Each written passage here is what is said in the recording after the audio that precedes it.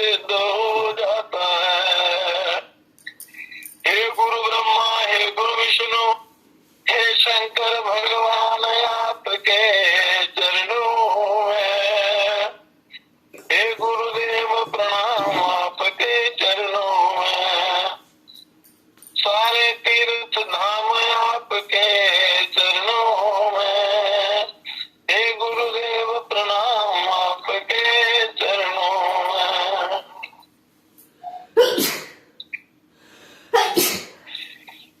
जन्म के मां दाता माता पिता है, आप कर्म के दाता है। आप कर्म के दाता है, आप मिलाते ईश्वर से, आप ही भाग्य विधाता है, आप ही भाग्य विधाता है। दुखिया मन को, रोगी तन को मिलता है आराम आपके चरणों में। हे गुरुदेव प्रणाम, आपके चरणों में। हे प्रभुदेव प्रणाम, आपके चरणों में। दुखिया मन को, रोगी तन को मिलता है आराम आपके चरणों में। हे गुरुदेव प्रणाम, आपके चरण। तो गुरुओं के समान दुख हरने वाला इस त्रिलोकी में कोई नहीं। तो परमात्मा भी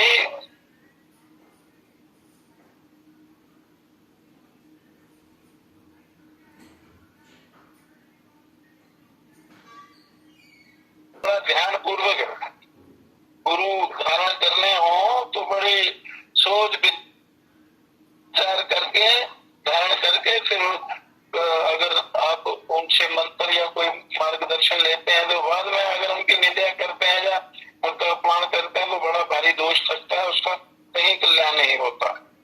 या गुरु बनाकर फिर त्याग देते हैं। तो पहले तो सोच समझ कर करना चाहिए और बाद में जो मार्गदर्शन करते हैं वो ताकत उसमें होती है। गुरु मार्गदर्शन करते हैं तो वो आपके अभ्यास पर आधारित होता है कि आप क्या करते हैं।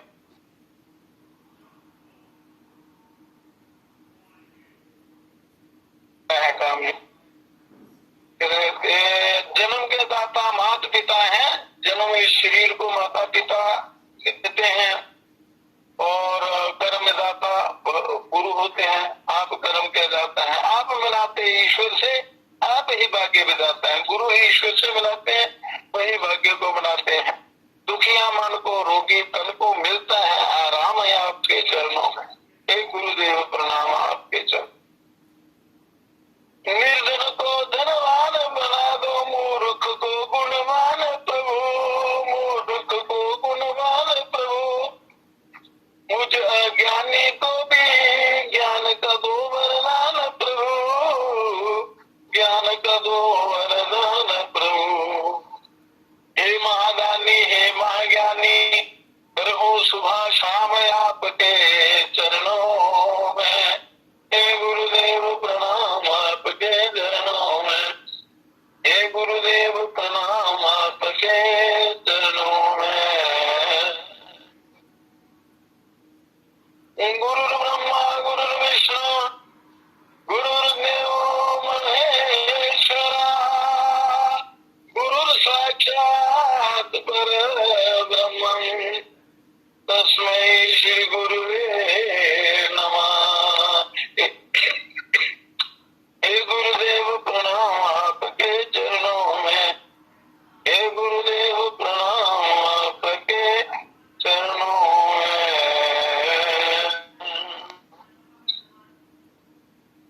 तो गुरुओं के समान कोई हित करने वाला नहीं है। पिता से माता लाख गुना करती सुख से प्यार, माता से हरि कोटि गुना करोड़ गुना, हरि से माता से हरि कोटि गुना, हरि से गुरु प्रेम अपार। गुरु जितना हित चाहते हैं उनसे बढ़कर कोई हित नहीं शिष्य का चाहता। उनकी आज्ञा का सारे पालन करते हैं और गुरु सब जगह से आते हैं, पार लगाते हैं, कल्याण करते हैं। तो इसलिए उनकी शरण में गए बिना उद्धार कल्याण होता। और नित्य प्रति सत्संग का सेवन करना चाहिए, क्योंकि सत्संग से बढ़कर कोई भी साथ नहीं है पार उतरने का। तो इसलिए निरंतर नित्य निरंतर हर समय हर पल में उस प्रभु का सतत चिंतन करना चाहिए निरंतर लगातार, और वो भी बड़ी श्रद्धा से, बड़ी भावना से और अंतःकरण की पवित्रता से उस ईश्वर का चिंतन करना चाहिए। अन्यथा ये संसार बड़ा भयंकर है, बहुत ही दुखदाई है, इससे पार उतरना बड़ा कठिन है और बिना अच्छे संग के, बिना प्रभु के सत्संग के पार नहीं उतरा जा सकता। तो इसलिए संसारिक रसों को छोड़कर प्रभु के प्रेम का रस उसका सेवन करना चाहिए तो कल्याण होता है।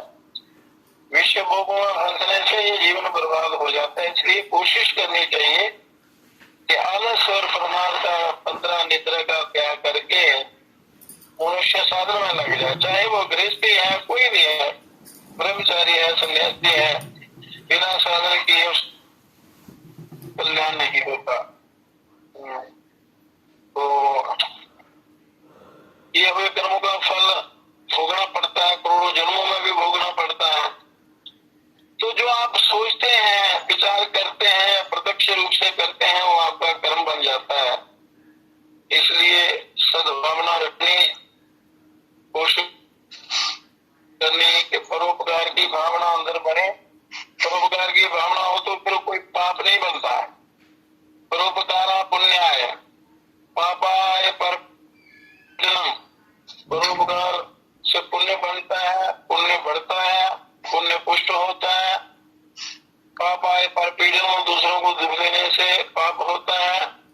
आत्मा प्रतिकूलानी परेशाना समझ रहे, जो अपने ऐसा व्यवहार कभी किसी से नहीं करना, बस ये व्यवहार के लिए धर्म का आधार है, तो धर्म ही सच्चा साथी है।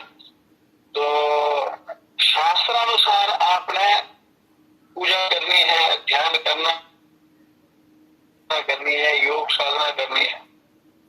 योग मतलब इस आत्मा को उस परमात्मा से जो नित्य संबंध है, सदा से है, उसमें जो दोषों के कारण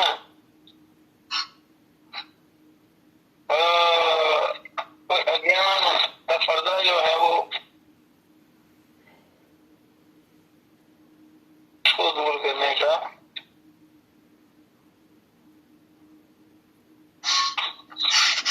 तो उसके लिए योग सर्वोपरि है। तो आसन आसन करने को योग नहीं कहते हैं, या खाली प्राणायाम ही योग नहीं है। योग तो बड़ी ही ऊंची चीज है और इसको अच्छे ढंग से समझना है अपना। और गीता जैसे शास्त्र को एक बार सुन तो जीवन सफल हो जाता है। उसको जितनी बार सुनेंगे उतनी बार आपको नया ज्ञान मिलेगा। तो इसलिए इसका स्वाध्याय, श्रवण श्रवण बहुत जरूरी होता है, क्योंकि श्रवण में बड़ी शक्ति है। जो सुनी जाती है बात वो कभी भूलती नहीं है, कम भूलती है, और पड़ी हुई चीजें भूल जाती हैं। तो ये अभ्यास करना है अपना श्रवण मनन निधि ध्यान, ये सब चीजें करने से आपको सिद्धि होगी,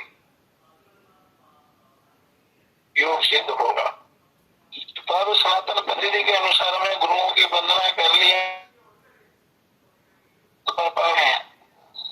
तो उनको अर्पण करना में भजन में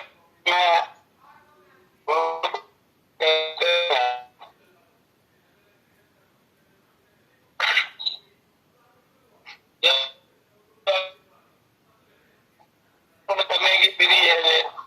आज या गणेश जी की पूजा करते हैं, जो सारी पूजाएं जितनी भी करते हैं, तो गणेश जी सब पूजाओं के अग्र देवता है, प्रथम प्रधान देवता पूज्य है, प्रथम पूज्य है।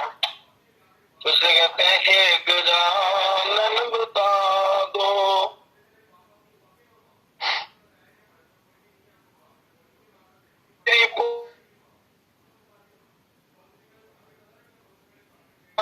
तो नहीं,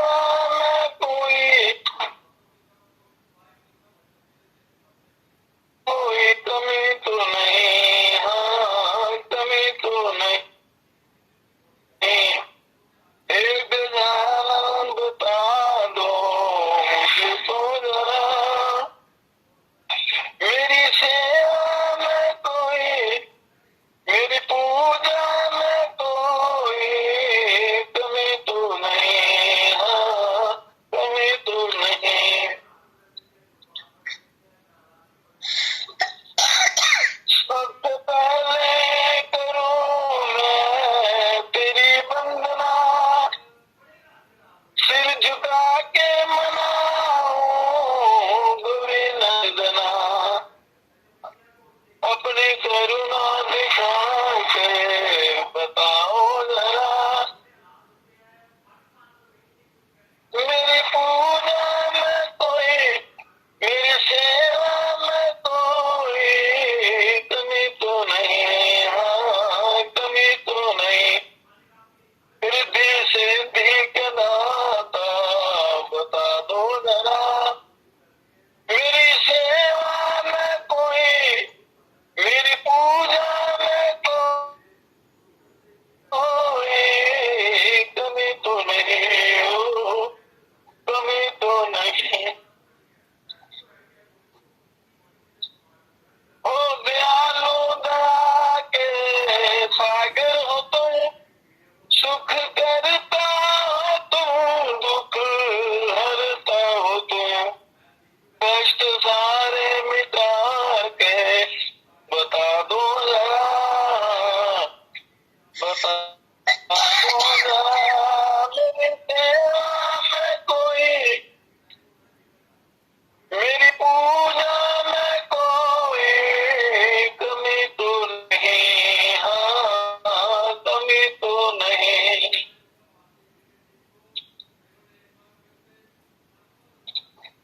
भोग लड्डुओं का तुम तो लगाओ गणेश,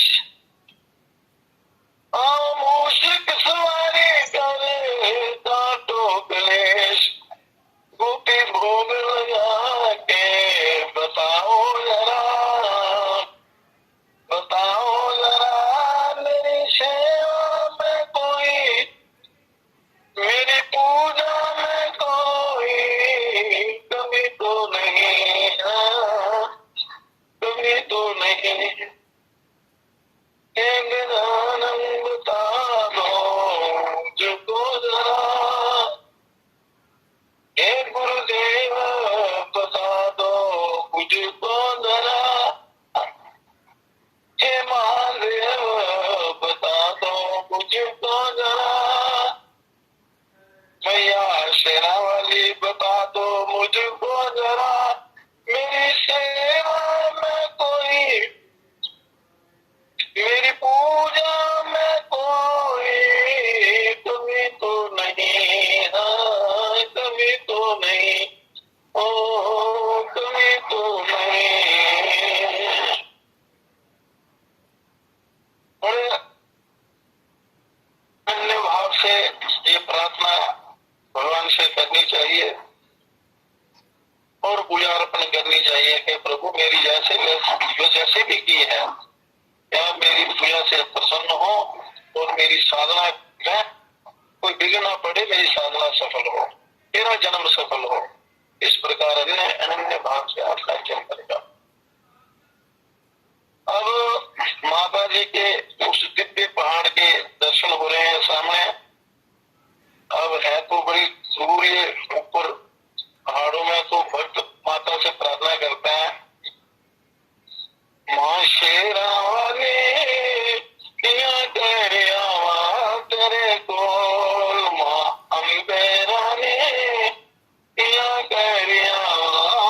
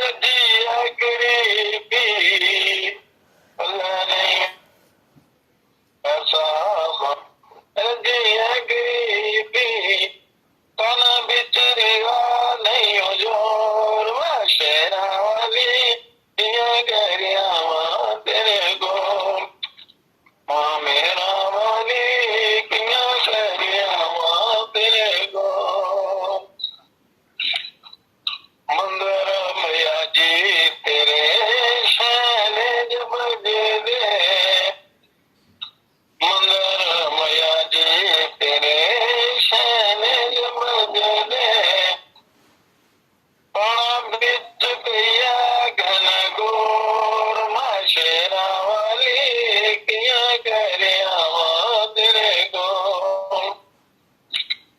माया दी भवानी किया करे आवा तेरे को मां सुकराला देवी किया करे आवा तेरे को मंगल मैया जी तेरे कोयल बोले मंगल मैया जी तेरे कोयल बोले पड़ा बिच बोलन मोर मां शेरा वाली पड़ा बिच बोलन मोर मां मेहरा वाली किया करिया तेरे को मंगर मैया जी तेरे जोत जगदी मंदर मैया जी तेरे जोत जगदी वो पहाड़ा बिच लग दिया लो माया मेरा ने किया करिया तेरे को मां शेरा वाली किया करिया तेरे को मां बावे वाली किया करिया तेरे को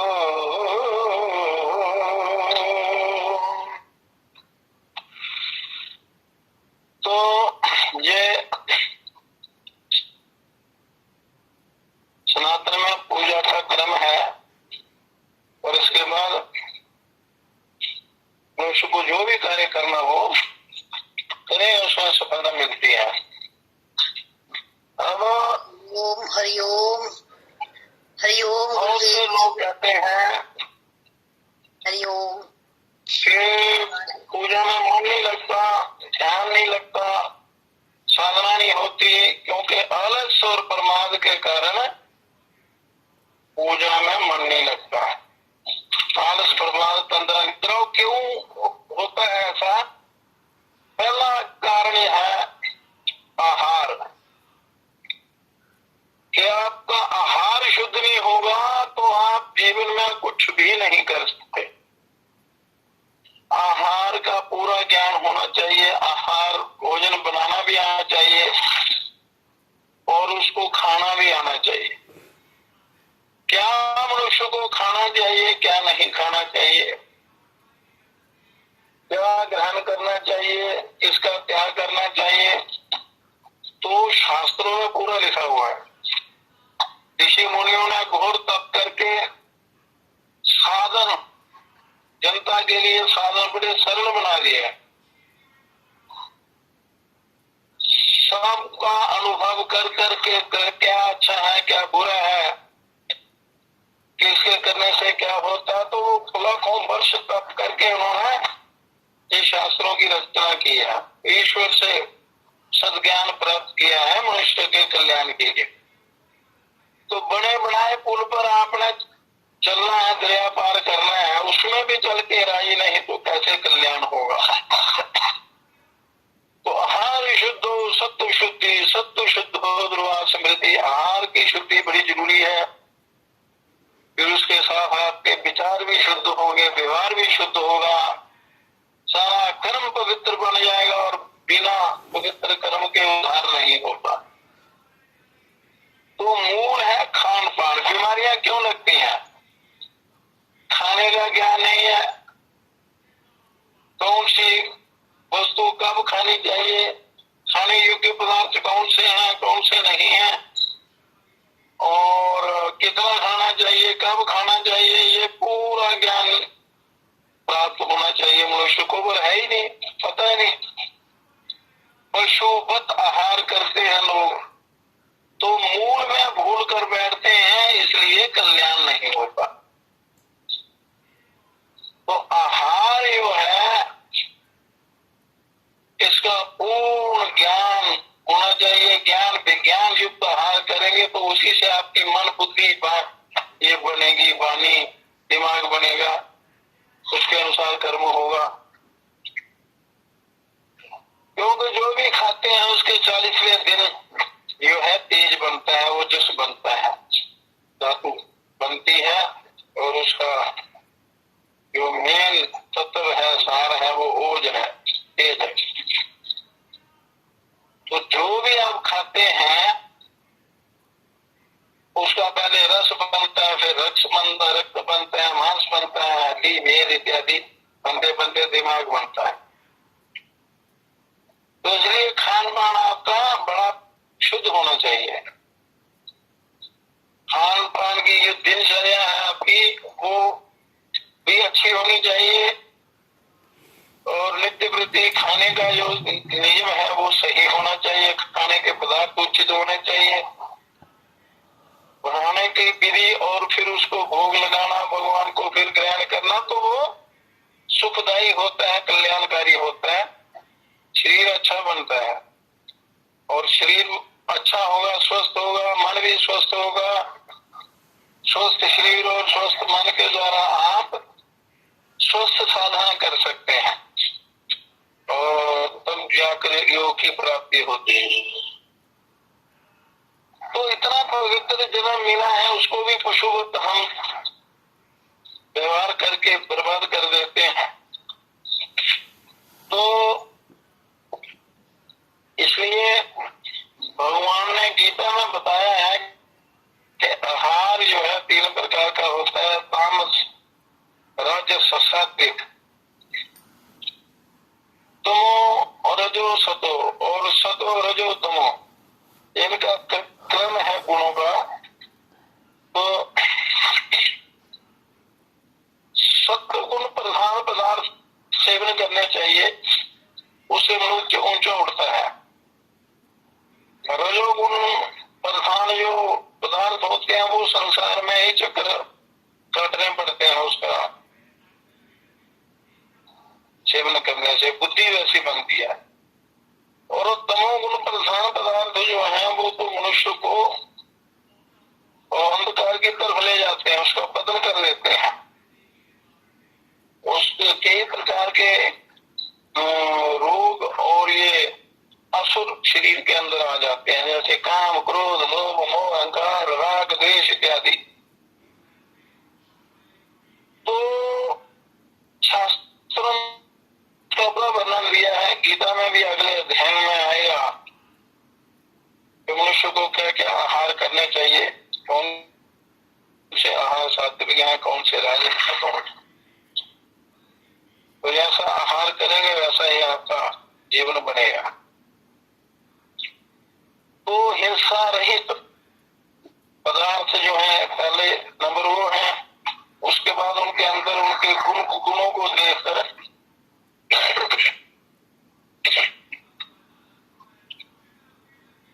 उनका सेवन करना चाहिए।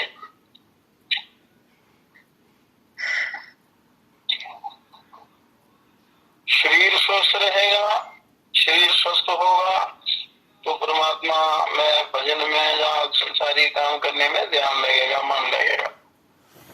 ये इस विज्ञान को बड़े गुरुओं के पास जाकर या शास्त्रों में इसका पूरा विवरण है। और कितनी मात्रा में खाना चाहिए, इसमें 3 प्रकार का वो है,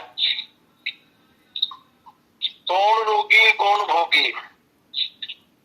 एक बड़ा जबरदस्त दृष्टांत है, उसका सच्चा दृष्टांत है, और वो बाद में आपको बताएंगे। और रोगी रोग रहित कौन होता है, हित बुक, मित बुक, रित बुक जो करता है। रित बुक हो गया सत्य, सत्य की कमाई, अच्छी कमाई। हित बुक हो गया कि शरीर को अच्छे लगने वाले जो पदार्थ हैं जो शास्त्रों में बताए हुए हैं। और मित बुक के कितनी मात्रा में खाना चाहिए आहार, तो इन तीनों का जो समन्वय है वो ठीक होना चाहिए। ऋत बुक, हित बुक, मित बुक, अगर इन तीनों बीमार हो जाएगी, ना भजन होगा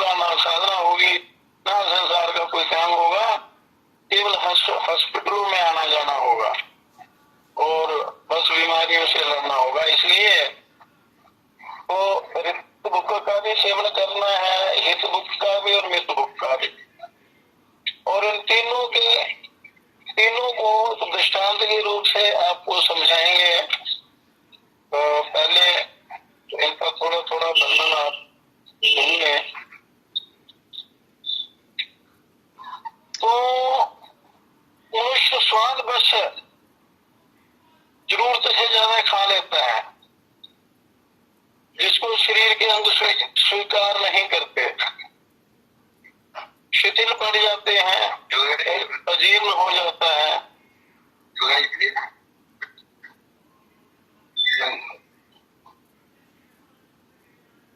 तो वो बीमारी की जड़ बन जाती है। जो मित भूख नहीं करेंगे वो, मतलब उचित मात्रा में खान पान नहीं करेंगे तो जितनी जरूरत हो, जितनी भूख हो, उससे थोड़ा सा कम खाना, सात्विक पदार्थ, कभी बीमार नहीं होंगे आप। ये पक्की बात है। गीता में लिखा है ना, युक्त आहार विहार से युक्त चेष्ट से कर्मसु युक्त स्वप्नावबोध से योगो मुक्ति दुख कहा, कि युक्ति युक्त कर्म करने से इस जीव का उद्धार होता है, कल्याण होता है। तो इसलिए इसका पूरा पूरा ध्यान रखना है अपने। अब इनका विस्तार से आपको बताएंगे कि कुछ दिन को पदार्थ खाए जाते हैं, कुछ दिन को नहीं खाए जाते हैं, कुछ रात्रि को पदार्थ नहीं सेवन नहीं करने चाहिए। और इनका योग भी होता है, कौन सी चीज किसके साथ खानी चाहिए, किसके साथ नहीं खानी चाहिए। तो ये सारा ज्ञान होना चाहिए। नहीं तो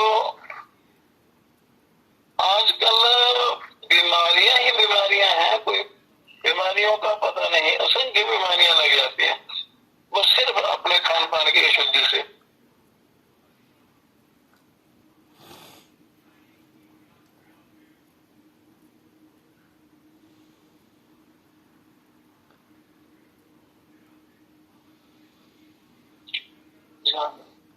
तो जीव जो है, इस जीवा को वश में रखना है।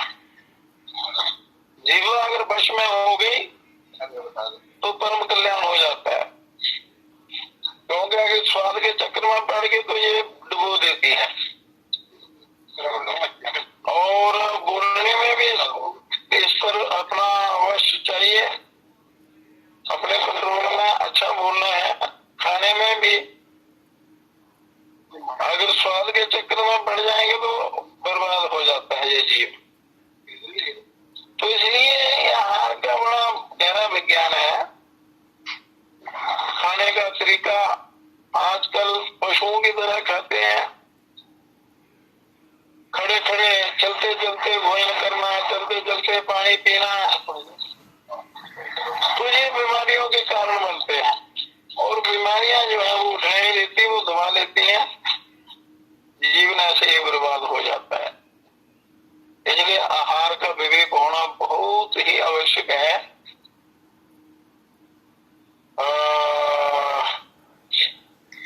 हरिओम हरिओम हरिओम। हाँ जी हाँ जी हाँ जी, बात हरिओम हरिओम। बड़ा थके नींद लगी जा रही। आई काम बड़ा किया थोड़ा थके वही।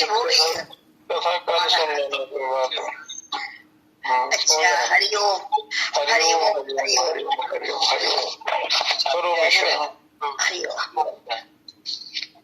तो बस हम थोड़ी देर में समाप्त करेंगे। आप समझो पूरे संसार पर विजय प्राप्त कर ली उसने। तो हर प्रकार से जीवा पर अपने काबू करना है।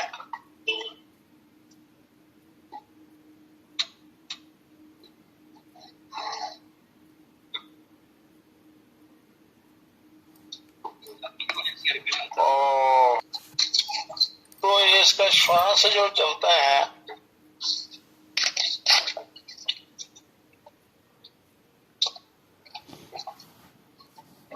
वेद शास्त्र सब कहते हैं श्वास रूपी माला के द्वारा जाप करो। सोहम सोहम सोहम सदा बोल रे मना, सदा बोल रे मना। होता है अष्टपहर यही वेद का कहना। सोहम सोहम जो ईश्वर है वही मैं हूँ, जीवात्मा। जो जीवात्मा है वही ईश्वर है। हर समय जो श्वास रूपी माला चल रही है इसका जाप करो, इसकी तरफ ध्यान दो तो आपका कल्याण हो जाएगा। बैठ वृक्ष नार शब्द बोलती रहे, शब्द बोलती रहे, शब्द बोलती रहे, शब्द बोलती रहे। तू बैठ वृक्ष नार शब्द बोलती रहे, अपने मुकाम में कभी विश्राम न लहे, अपने मुकाम में कभी विश्राम न लहे। लगेगी बाज की झपट खुलेंगे तो नैना। होता है अष्टपहर यही वेद का कहना।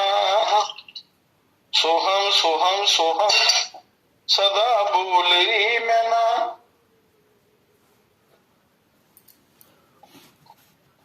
बोलती रहे कि इस रूपी वृक्ष में बैठकर तू सारे संसार का व्यवहार करती है, अपने मुकाम में कभी विश्राम ना लहे, कि कभी पूजा ध्यान भजन साधना नहीं करती। लगेगी बाज की झपट खुलेंगे तो नैना। जब काल रूपी उस बाज का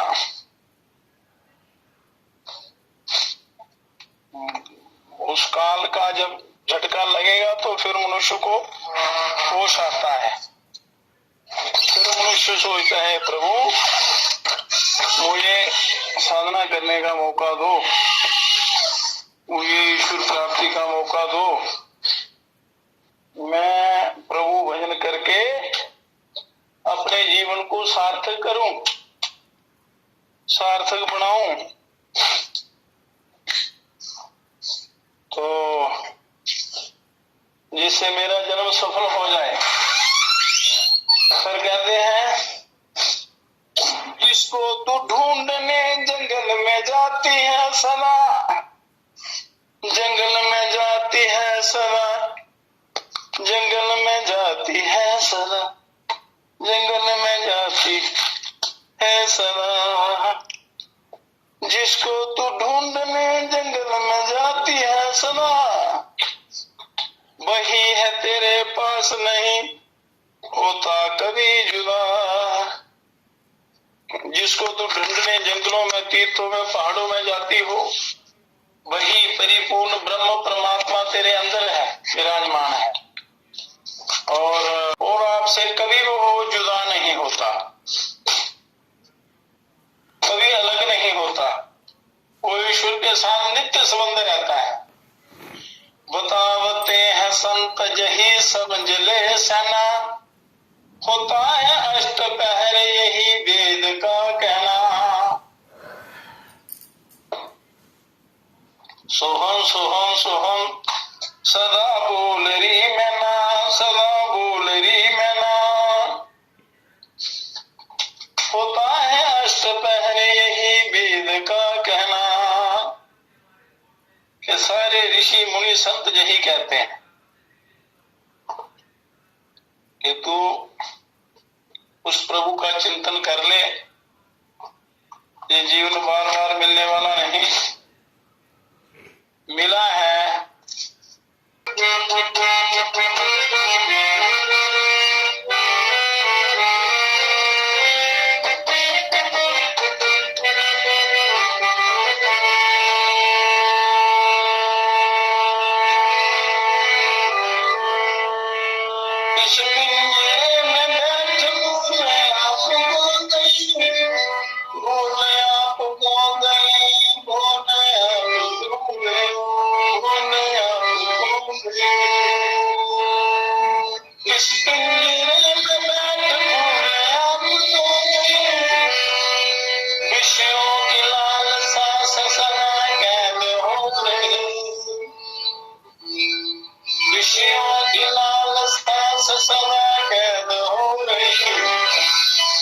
छोड़ विश्व संग तभी पाएगी चना, तभी पाएगी चना।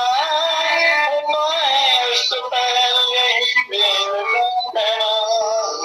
सोहम सोहम सोहम सदा बोल रही नैना, सदा बोल रही नैना।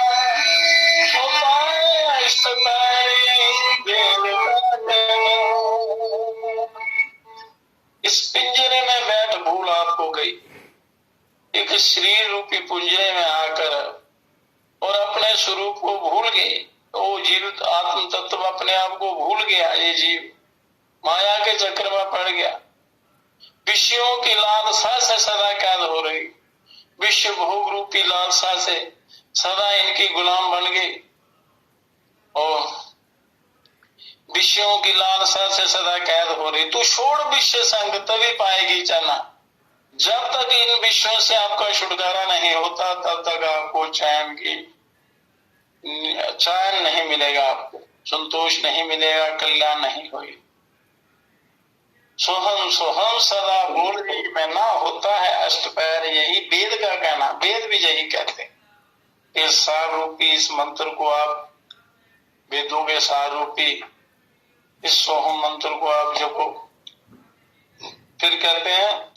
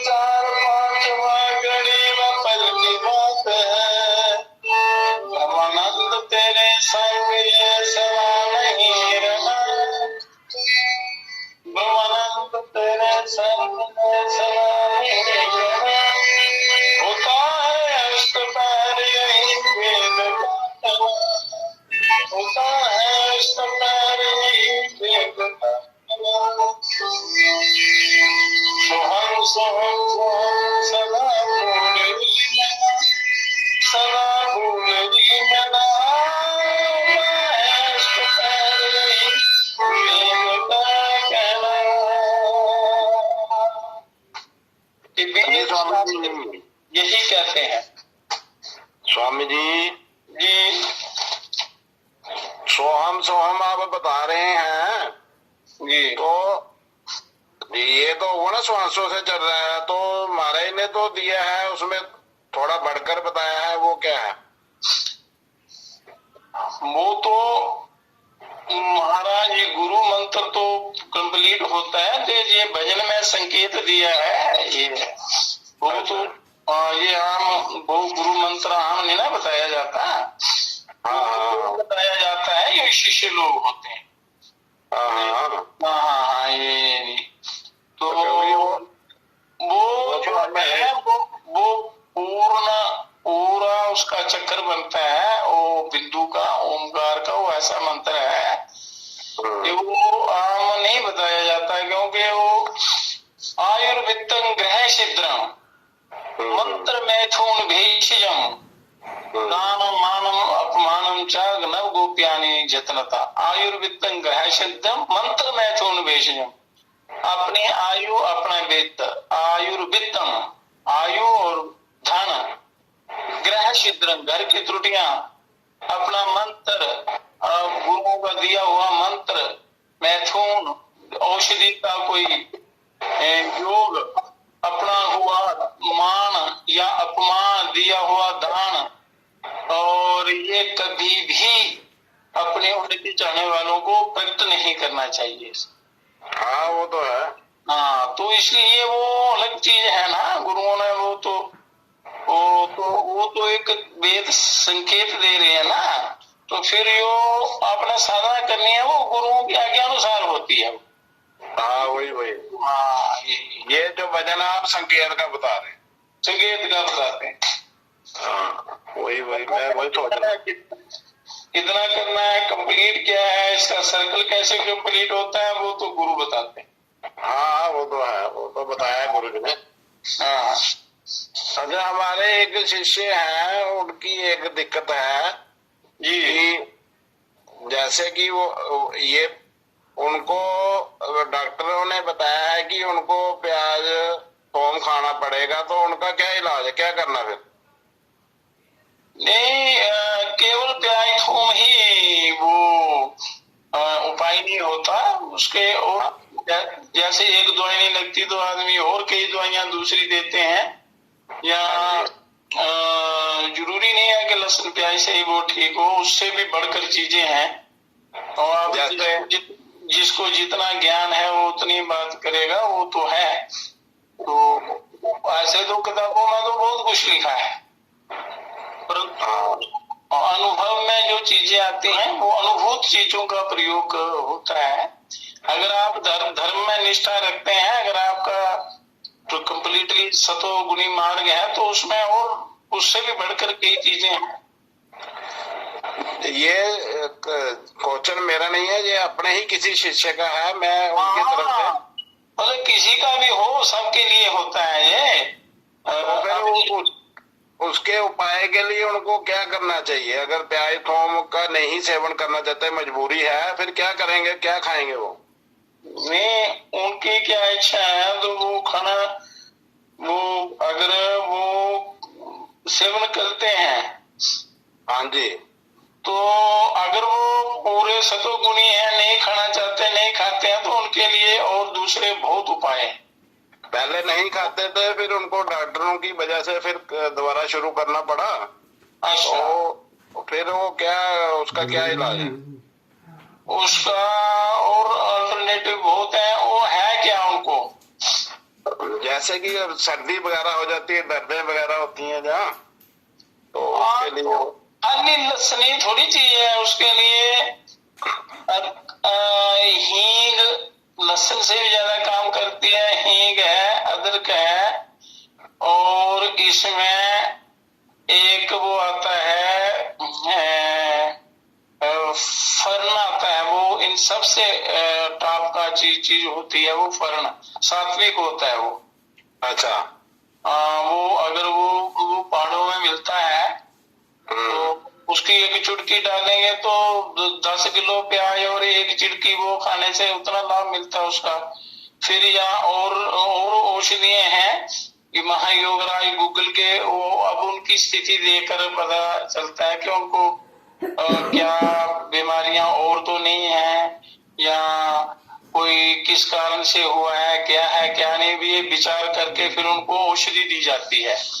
तो हाँ, उसके लिए बहुत है, उसके लिए और चीजें हैं, केसर हैं, और दूसरे रसायन, कोई रसायन ले ले तो सबसे बढ़िया है।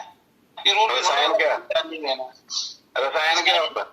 रसायन जो होते हैं ना, जिसमें पारद वगैरह पड़ा होता है, ये जैसे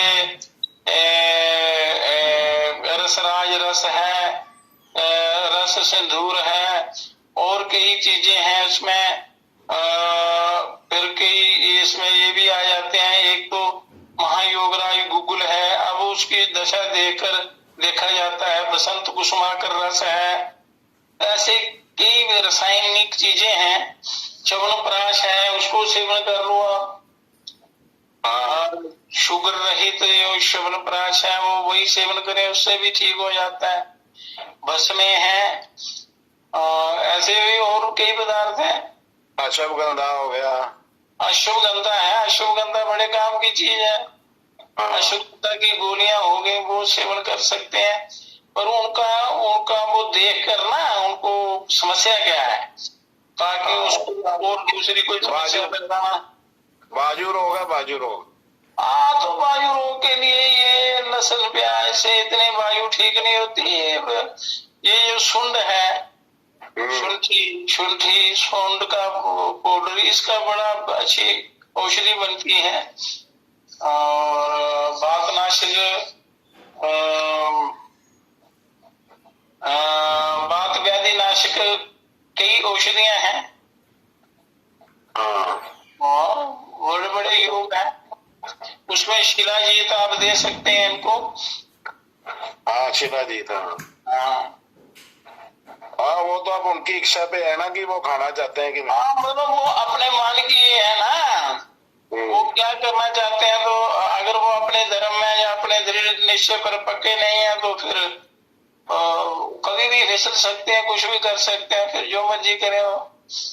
हाँ जी, इसलिए मैंने कहा ये सिर्फ ये मेरा क्वेश्चन नहीं, ये ओवरऑल है सबका। नहीं सबका है, अपना नहीं, वो जो भी है लोग वो सबका हो सकता है। और कई औषधियां हैं, वो देख कर बता देंगे, ऐसे अंधेरे में नहीं खानी। हाँ एक कुटकी या कुट आती है, हाँ जी, तो कुट को एक बनाकर एक खाने का तरीका है, कुट को बारीक पीस करो, सबसे बड़ी गर्म होती है, ज्यादा गर्म होती है, उसको बिल्कुल बारीक पाउडर बनाकर, हाँ जी, और उसमें काली सौगी या कोई भी किसी प्रकार की भी किशमिश लेके उसको घी में फुलाना, घी में भून लेना सौगी को, हाँ और एक चम्मच घी में उस कुटे के पाउडर को भी थोड़ा उसको कर लेना गर्म घी में। हाँ, तो सौगी और कुट का वो मेल करके उसको उसकी छोटी छोटी गोलियां बना लेनी। सर्दियों में एक हफ्ता 10 दिन खा लेनी, पूरी सर्दियों में कभी दर्द नहीं होगी आपको किसी शरीर के किसी भी भाग में। उठ लेके सौंगी में फ्राई करके देसी घी में। हाँ सौगी फ्राई करनी पहले।